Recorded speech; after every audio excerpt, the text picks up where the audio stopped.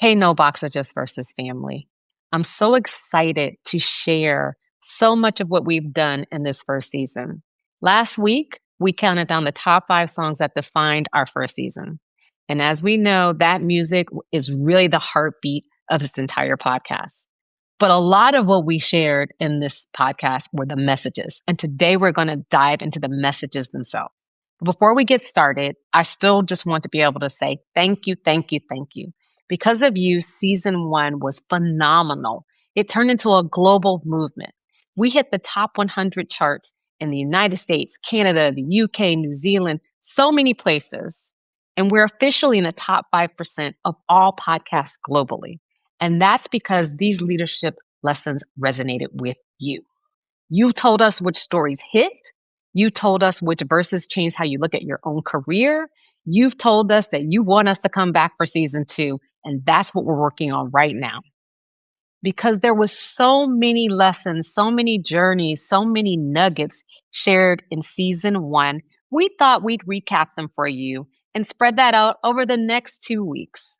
So today we're bringing you part 1, where we're counting down the first 5 lessons that truly resonated with you. We're calling these episodes the top 10 leadership lessons for season 1 of No Boxes Just Verses. The recurring themes are a playbook for the moves that so many of our incredible guests have made. For each lesson, I'll preview the verse and then I'll roll the clips so you can hear the leaders themselves explaining their moves, their journeys, their ups, their downs, their pivots, and how they got to one incredible life well lived. So let's get into the countdown. Let's put the pedal to the metal, let the top lean back. I don't know where we're going, I don't know what we're running to. I'm checking for you, how you feel about that. I think it's time we rendezvous. Lesson 1, I'm calling the Unboxed Career Pivot. We're starting with what might have been the most frequent pattern we saw this season in the episodes, the pivot. Success rarely follows a straight line. It's unboxed. Leadership is defined by the courage to abandon a secure path to follow a spark of curiosity. To show you what this looks like, let's roll some clips from the leaders who chose the unconventional path. I left Hong Kong and I went to university in England. And obviously our university school system in Britain is different to the US. And so I went straight from doing my A-levels into studying law. And so I went to a 3-year law school. So I'm on that path where I'm like feeling like I'm delivering on this expectation of being this lawyer. And look, going to law school is, as you know, is like one of those things where it just sort of teaches you how to think. But I just got the feeling that this wasn't for me. And as I went through it and studied I went to a little bit of a left-wing university. And I say, look, everything's pretty left-wing in England compared to America, but it was more socialist. We studied a lot more kind of interesting socialist policy stuff.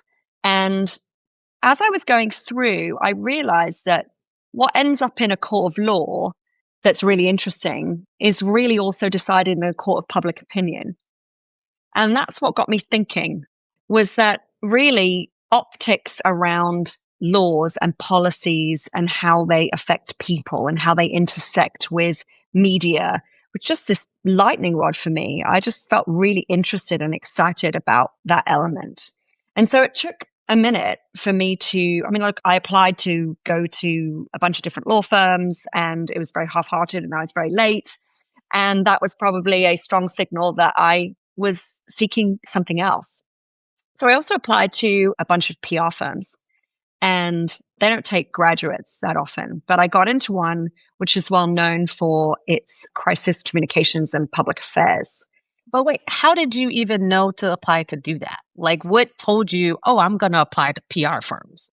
I think there were a lot of big cases where you read about the law, but you also read the impact of the law, the change, the extension, the case, and all of that plays out in the public.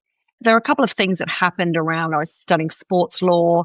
I read the Taylor Report, which is all about football stadium safety. Sounds really boring, but actually it prompted a bunch of legal changes after a catastrophe that had happened during a football match. And it was a very, very tragic, well-known moment in English football history. So high profile, public, lots of news, directly affected how people felt about their national sport and the safety of crowds. And I thought, God, this is so interesting. But it wasn't the law part that interested in me. It was, how does this all come together? You know, how do you keep people safe? How do you give people the feeling of safety? What does this mean for football? What does this mean for the football club, the stadium? I just went off on this huge tangent. And it turned out that actually a lot of the firms and consultants that were sort of in the periphery of the legal aspect were people who were redesigning stadiums or thinking about how to tell crowds to be safe, or, you know, it's like that whole transition everyone made to like having small bags or clear plastic at concerts. Is that really this is about making people feel safe and at home in large crowds. Anyway, it was one of the moments that I can think back to that made me think law isn't really just about law. It's about its impact on humanity and people. And I'm really interested in that. Well, just so you know, ProFellow was not an instant success. We did not take on investors. We didn't really have a strong business model when we very first started. We had some ideas, but we didn't really know, what do we turn this into? What ProFellow really turned into is a media platform. We started producing content about fellowships, which is very niche. But the goal was like, why wouldn't people be interested in this? These awards, they provide funding. I'm going all over the world. People are constantly, how do you get paid to travel the world? How do you get funding for graduate school? Because my PhD was fully funded. So I was like, well, let me talk about this. Because, you know, Ryan thought this could attract a big audience, and he was right. So we just started producing it. But, you know, honestly, it wasn't really making any money in those first couple of years. It was kind of more of a side project. I had to finish my PhD. I was still finishing my PhD when we moved to San Francisco, which was Ryan's dream. So he wanted to work in Silicon Valley. That was always his dream. This was the perfect time for us to give that a try. So we moved to San Francisco. Neither of us have jobs. I mean, I have just my little stipend from the PhD. We get a sublet. We have a very limited amount of money. We have about a 6-month runway before it's like moving home with the parents in our 30s. And when we were engaged by this point, so we were planning a wedding, a very small wedding. He got a job right at the 6-month mark. He started working for a company called Elance in product management. Elance is now Upwork, but you know, we saw the beginning of many of the major big tech companies, Airbnb, Lyft, Uber. Like, it was cool. San Francisco was cool. It was an awesome period. But also in that time is when we, you know, I'm getting up in age a little bit. We start having our kids, and we were ready for our kids. So I had my son. He was born in 2014. So we're living in this apartment. I had taken a job in the San Francisco Public Utilities Commission that only lasted 10 months. And then I left. I resigned from a toxic situation. And then Ryan said, you know what, just work on ProFellow. Just see if you can get it somewhere. But I did that song 23 Million Miles. If you know it, it's a song to a child, at least the way I interpret it, because it's about, you know, no matter what, you can always come home. And anytime I had heard of this song, it made me think of when I become a mother, I really want to have a very close relationship with my children. Like, motherhood was a huge deal to me. And I will tell you that being a parent really softens so much, because you live a very self-centric life up until the point you have children. And then suddenly there's a whole new dynamic, right, to your life. But that song was very meaningful to me because I was playing it while I was pregnant with my first child, my son, Penn.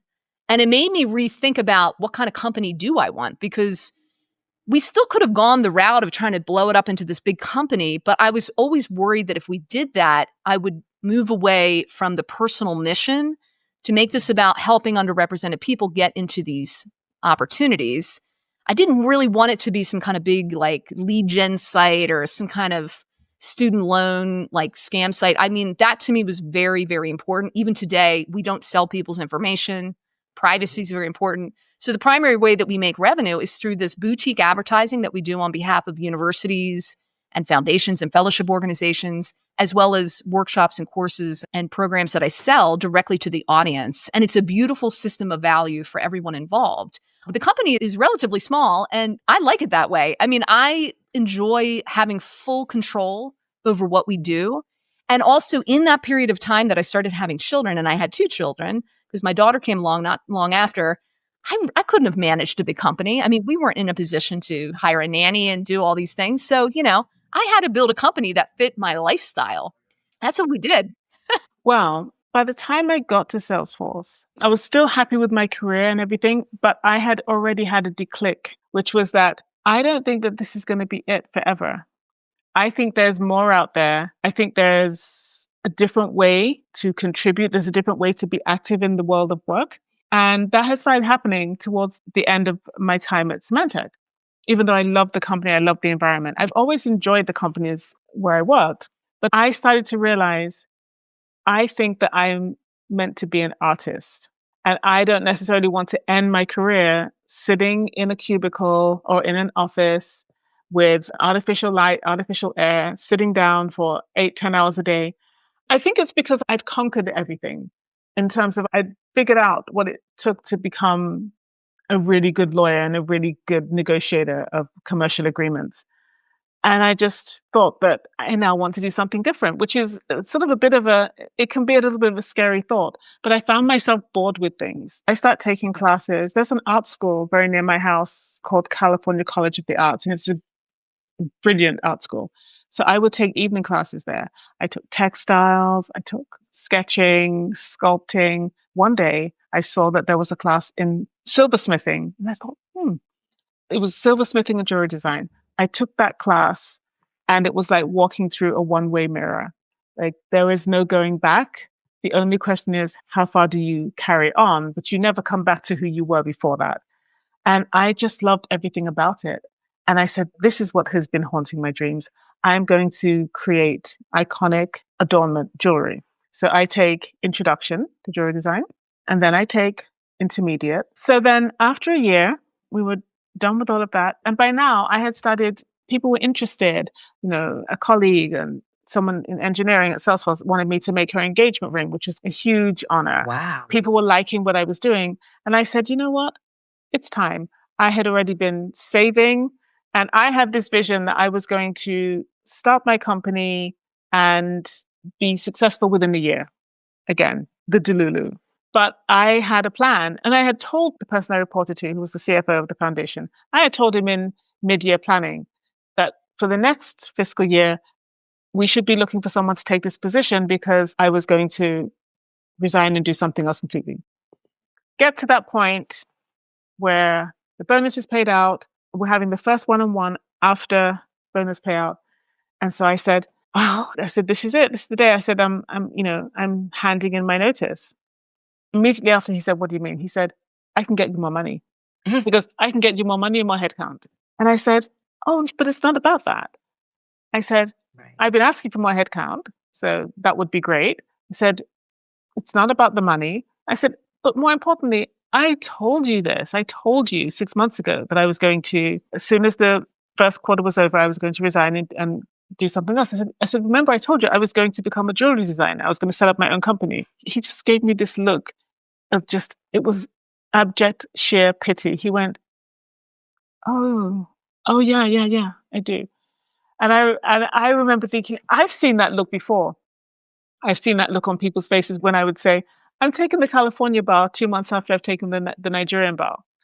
I've seen that look on people's faces or I've heard it on the phone when the recruiter from McCullough Doyle calls me to say, you actually think that you can get a job here by writing this kind of, little letter. I've heard it over and over again. It never faces me. It was in that moment that I said, he has no idea that whether it's a year from now, maybe a little bit more than a year from now, I'm going to be famous. I know that I'm going to be able to do this at the very highest level. Next up is lesson 2, and I'm calling that Unboxed Living in Full Identity. This was the cornerstone of our season, the idea that your fullness is your greatest power. Trying to maintain a professional mask actually may hinder your ability to lead. True power comes from when you bring your whole self. your background, your interests, your culture, all of that to the table. Let's hear from a leader who brings his full identity and cultural roots to his executive work. The long, strange journey really starts with my parents, because both of them were, immigrant backgrounds. And I feel like the immigrant story is so tied to what the United States is. Unless, again, you are First Nations, Native American, like we're all immigrants coming from somewhere. But Right. My mother was born in Santiago de los Caballeros, which is in the northern part of the Dominican Republic. And she was kind of part of that first wave of Dominicans that came to New York in the 1960s. So they went to this kind of actual Jewish enclave up on 173rd Street, which is Washington Heights. So this was the first wave of Dominicans up in the Heights. And it's, just so funny how that was predominantly Jewish back then, and now it's predominantly Dominican. Yeah, up on 173rd. And then my father was kind of from the Ukrainian, Russian, kind of immigrant community. Those ancestors came to New York, and he was born in the Bronx. And so I was born in the Bronx, Mount Vernon, kind of grew up in that area. And yeah, it was this kind of thing where education was always the thing that no one could ever take from you. And I feel like that's very much of an immigrant mindset. And my mom didn't speak English very well.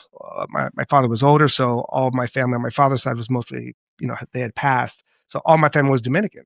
And they were mostly either still in New York or in Santo Domingo, where still my uncle and a lot of my cousins and family still are. But those are kind of transformative experiences, and just the emphasis on education, that you need to learn, that you need to be a lifelong learner. And I feel like that song, we grow up, and I spent probably every summer and all the holidays always in Santo Domingo on the island, kind of in the beach, and just really seeing that kind of income inequality. Because, you're growing up in New York, and certainly you go into Manhattan, you see a lot of stuff, all of this, kind of wealth and opulence and just excess. And then you go to the island and there's none of that. Right. And literally you'll see chickens on the road, or you'll see, kind of kids that are just like playing with kind of dirt or sticks or whatever it is, like all the stereotypical kind of stuff on an island that isn't very developed as it is, kind of compared to the US. And that song, everyone loves Juan Luis Guerra, is kind of an icon, not just for the Dominican Republic, but just in Latin music.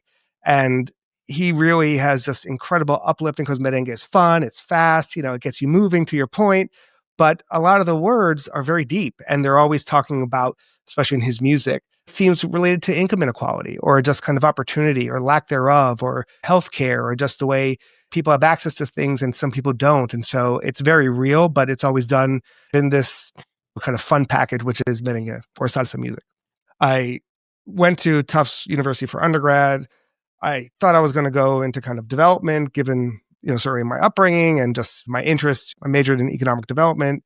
I did a year in Mexico on a Fulbright, kind of studying poverty alleviation and income inequality. And how did that come about? Because I need people to understand, the Fulbright, that's a big deal. I mean, honestly, these are the kind of things where I think ignorance is really bliss, and you just don't know. We didn't come from means. We didn't really know about the education process. My parents didn't know anything about applying to college and all that kind of stuff. My mom, again, her English was very rough. And so it was always, instead of Stephen, my name was officially Etiven with an E, because, they would eat the S. But it was the kind of thing where I just applied, and I was always interested in economic development. So I spent the year after I graduated in Mexico on that Fulbright. But the year before, I had applied to this internship program, which absolutely transformed my life. And it was I needed a job, and I needed to kind of get work experience, and I didn't know anything. And just to put this in reference, and obviously to date myself, this is 1994. So there is no internet. You can't Google this stuff, right? And I applied to an internship at Merrill Lynch, and I got rejected. And they were like, you don't have any finance experience. You don't know anything about this. But there was this incredible woman who, to this day, she's like my big sister, and she's familia. But she basically said, look, you seem like a nice kid. You want to learn. You need to get some real world kind of experience. You should apply to this internship program called Sponsors for Educational Opportunity, SEO. And this is long before search engine optimization. So it wasn't that type of SEO. The organization has been rebranded as Seize Every Opportunity. But this was effectively this incredible internship program that gave students of color an opportunity to get a summer job on Wall Street. And Oh, wow. That still exists. it still exists. It still exists in this day and age, believe it or not. I would argue anyone kind of in a position of power, influence, kind of that in the C-suite that is of color probably came through this program on Wall Street. So it's really cool to see kind of this legacy that started in 1963 as an after-school program for inner city kids in New York. And then there were all these high school kids that were going to college. They created the college program, the career program in 1981. And so I was part of the 1994 class, but it was like the hardest internship. I totally thought I failed. I didn't know anything about finance. And I'm like going to libraries trying to read about investment banking. Like there's no books on investment banking. Like you don't learn that stuff. But I got the internship somehow miraculously, and they kind of assign you to a different firm. So some kids are at Goldman Sachs for the summer or Morgan Stanley or Merrill Lynch. And I happened to be at this new firm that had just started, this little firm called the Blackstone Group. And so now I'm a summer intern at what is now probably one of the largest, most storied private equity firms in the world. But in 1994, it was a one-floor shop with Pete Peterson, who was the founder, and Steven Schwartzman, and John Gray, who's now kind of the CEO. He was like in a cubicle. He was an associate. Like it was just a crazy experience. And this is where I kind of cut my teeth and learned about finance. Now let's dig into lesson 3. And that lesson is resilience. Resilience through titanium moments is what I'm calling it. Resilience isn't just about bouncing back. It's forged in the fire of personal loss or extreme pressure. It is the ability to keep moving even when you feel like you're only operating at 50% capacity due to life's heaviest moments. Let's roll the clips on what it means to lead through the fire. Don't You Worry About a Thing it was almost like my mom's voice again. It was me holding on to my mother's voice as a child. That was another song she used to sing to me. Like, who would have known when I was 4 or 5 years old that these things would mean something as an adult? So when I went through some difficult times and I needed to pull on some songs and I needed to pull on some things, that song, it's just the hook, was powerful. And it let me know, again, the power of music. So when you're going through something painful, it's almost like you go back to the fetal position. You go back to those early years in your life that were developmental. So going back and hearing Stevie's voice tell me, don't you worry about a thing. Reminding me of my mother's voice telling me, don't you worry about a thing. Reminding me of scripture that I didn't have to worry because no weapon formed against me would prosper. I know that's a song too. And I actually learned, through those lessons that was true too, that scripture was true.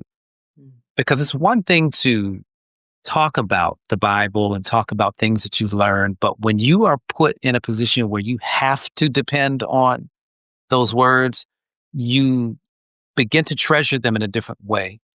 You begin to understand that, this is what is sustaining me. Not that you don't cry, not that you don't have difficult times, but as a leader going to the next phase in what you're supposed to do, living on purpose, living in purpose, there's so many things that are going to come to try to stop you. And they may be personal things, they may be professional things, because I've heard a lot of people that, oh no, I'm not doing the music industry anymore. I hate the music industry. But wait a minute, what about your purpose? Why did you fall in love with music in the first place? Was it, again, to become famous? Or was it to give music to the people? Was it to give it to yourself? There's something soothing about being able to sing to yourself and minister to yourself a word like that even in your toughest time that I could sing, don't you worry about a thing. I could sing whatever, or that no weapon formed against me. I could sing any of those songs and meditate on it through voice. And it's transforming. You don't have to sing it well. It's not about how good or bad. It's just transforming, taking in the melody and the word of it, soothing, and soothes your spirit. This part of the journey makes Lauren who she is today. Yeah. This part of the journey, this is the most painful part of the journey, even to date. However, I think this year I'm realizing and feeling like I know it was the most painful part of my journey to date in my entire life. but I know it's like the pain that I needed the most in my life. And so I've had people say to me over the years that I would have never become who I am now, today, if I had still been married to him. Because I was confined, controlled, it wasn't right. There's a lot about it that wasn't right. And I couldn't see that at the time. And so I know now that life will put you in circumstances to remove things from your life that should not be there. And sometimes those things are blessings to you and you don't realize that they are blessings until later. And so one of those blessings are my children are Jaden and Chloe. I wasn't ready to be 24 years old and have 2 kids under 2 by myself. It was hard, very, very hard. But I ended up with sole custody of my kids. And that was the most beautiful and incredible part of the journey because I've been able to keep the plan that I had for them in place, regardless of what else transpired. And I also got to prove to myself how strong I was. And I never knew how strong I was. I never knew how capable I was. And yet and still, I still don't wish what happened on me on anyone to discover their own divine strength and abilities. But it did. It showed me that I can replace an income in a household. It showed me that the traditional version of success that I thought I wanted or needed could look different, that it would look different, whether I wanted it to or not. And I was going to have to learn to like it. Yeah. So I could, it's like your choice. You want to like it or you want to resist it. And I leaned into it. And the more I leaned into it, I think the more I felt very comfortable and confident in doing so. We can spend our time taking control of our life and the things that we can control to create something new. And I've been able to do that in ways that I still think are miraculous. Like I have a lot of pinch myself moments still in my own life. Next up is lesson 4, and that's all about mentorship. So many of our guests talked about being mentored, being supported, being sponsored, and then they also talked about how they do that themselves for other people. I've said many times in season 1, nobody reaches it to the C-suite alone. You don't reach it to the top just because you're great. Somebody somewhere looked out for you, and somebody somewhere supported and helped you. This lesson is all about not only that support and help that these leaders have gotten, but the fact that they intentionally build their own personal board of advisors. I think one of our guests called it your starting 5 people that you should have on your board. These are people that not only give you truth and guidance, they also really help you see the forest for the trees. These leaders also feel really responsible about paying it forward and doing this for others. So let's roll the clips and explore the theme of not only building a village to help and mentor yourself, but building this whole movement of a village for others. Okay, Melonie, I want to come up with our little kind of, from maybe a basketball analogy, like our starting 5. It sounds like you need somebody who's kind of in your community, you got a lot of commonality with, like, absolutely, that's table stakes. That's first position, right. First position. Somebody who is completely not like you, who has a seat at the table, can open your eyes to things you would never be exposed to. Will see it completely different. You need that person too. You need a scream buddy. I love that. Somebody where you could just vent, but they understand. Colleague, they probably should not work at your company. I agree with you. They should not work at your company. They should not. Because they're going to have a lens that is not company culture specific, but it is going to help you to be able to vent to them. Cool. I got one to add. I also believe that everybody should have a hype person on their team.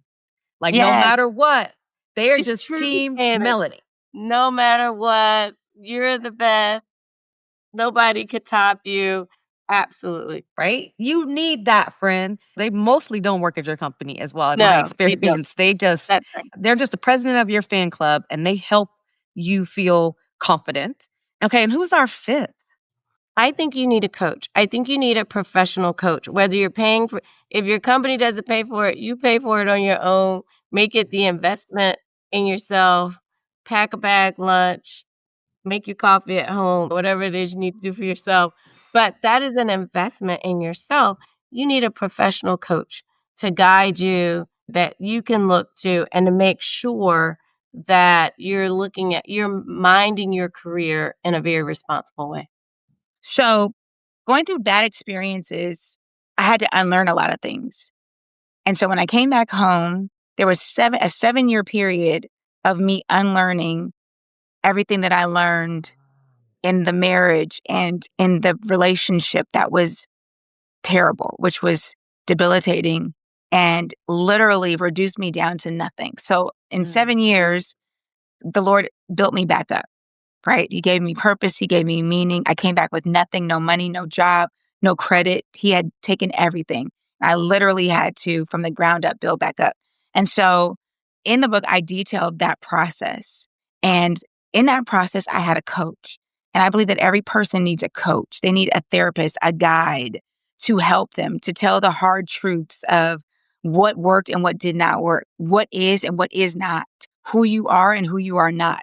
And that was my pastor. And so I joined this church, McCoy Memorial Baptist Church, off of Avalon and 46, where Dr. R.A. Williams is my pastor. And he hired me as his personal assistant. So every single day I have this therapist, right? I have this person who is listening, who is guiding, who say, no, that's not it. You need to do this. Or, yes, you're going down the road, but watch for this. And so for 7 years, I dated different people. I dated celebrities. I dated musicians. I dated different people.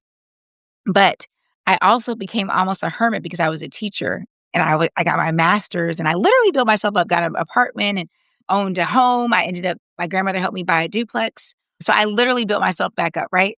And then I developed the Ladylike Foundation because I have an epiphany that what I went through is to help other young ladies, to bless them and to make sure that they don't make the same mistakes that I made.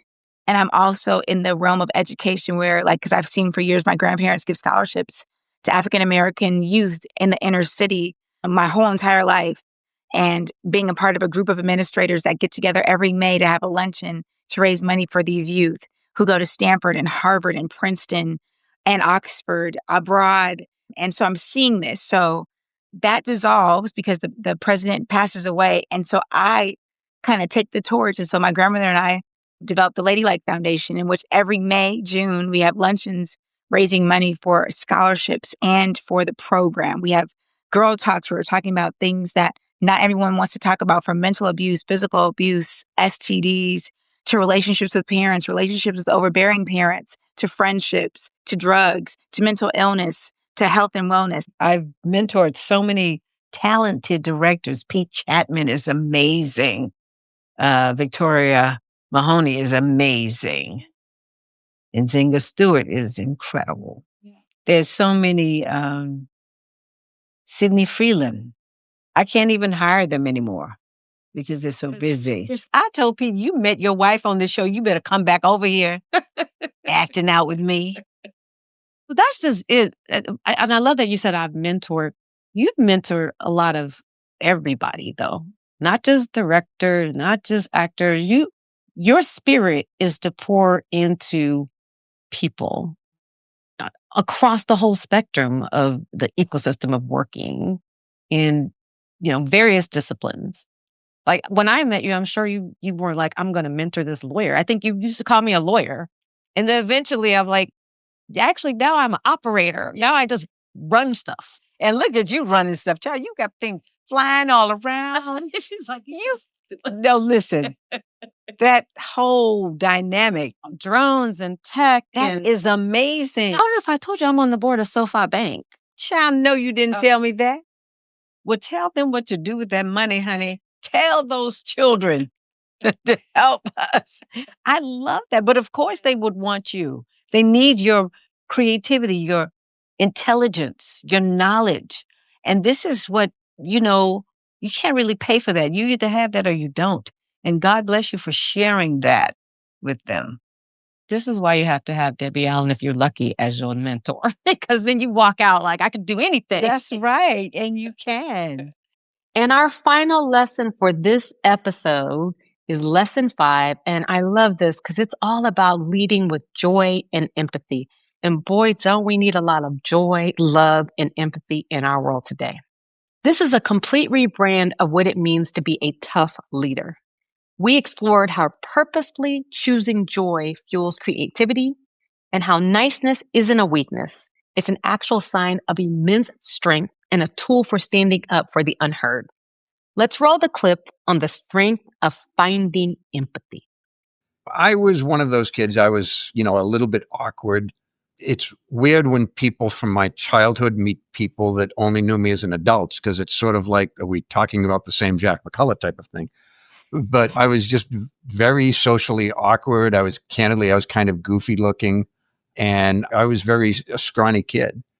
And because of that, I got picked on quite a bit. I remember, it probably wasn't as bad at the time as I look back upon it, but I had like headgear for braces, and I just remember kids used to snap it and whatnot. And it was just because I was a wimpy kid. I was an easy target, and I didn't have a lot of friends at that point in my life. But I began to realize late in my college experience that being nice isn't being weak, that, being niceness isn't a sign of weakness. In fact, just the opposite. Being nice is actually a sign of strength. And that sometimes the strongest person in the room, and I'm not talking the physically strongest, but in terms of character and emotional strength, is the compassionate one, the one that interacts with human decency, treats everybody with respect. People who are a little bit of bullies, maybe bullies are bigger than stronger than some other people, but emotionally, mentally, psychologically, they're actually the weakest ones in the room. The ones that pick on the little guys. If you weigh 220 pounds and you're picking on a 150-pound person, that doesn't make you strong. That makes you really mentally and emotionally weak, in my view. And I think, the world's a lot more civilized than it was 50 years ago in my childhood. And I think probably most people would agree with that. And that's a wrap for part 1 of our season 1 leadership countdown. But we're only halfway through, you guys. Next week in part 2, we're bringing you the final 5 lessons that define an unboxed leader. We're going to be diving into using your platform for service and philanthropy, the spiritual act of trust and delegation, how exposure to new landscapes can accelerate your growth, the power of the strategic lateral move, and rounding it out, why relationship building is the ultimate currency of the C-suite. We got clips coming from past guests like Sean Robinson, Michelle Banks, Vishal Verma, Terry J. Vaughn, and so many others. Look, guys, thank you for hanging in there with us. Make sure you've also subscribed so you don't miss the conclusion of this countdown next week. And remember, season 2 drops January 5th. From my heart to yours, have a wonderful holiday season, and I'll see you next week for the conclusion of this top 10 leadership countdown. Thank you so much for listening to No Boxes, Just Verses. And if this episode moved y'all, please share it, rate us, follow the show on your favorite platform, and we can keep building our leadership playlists together. So you can find me, guys, on Instagram as Shannon Nash 1 and No Boxes, Just Verses on Instagram. You can also find me on LinkedIn as Shannon Nash ESQ CPA. You can also find No Boxes, Just Verses on LinkedIn. You can visit our website at noboxesjustverses.com. Finally, don't forget to check out the show notes. The show notes are super important because this is where the playlists will live. You will be able to get these playlists on Apple and Spotify. You'll also be able to follow up and see how to reach out to the guests, follow them, and support them. Until next time, I need you to stay unboxed. You come for the stories, but you stay for the playlists. I'm Shannon Nash, and I'm out.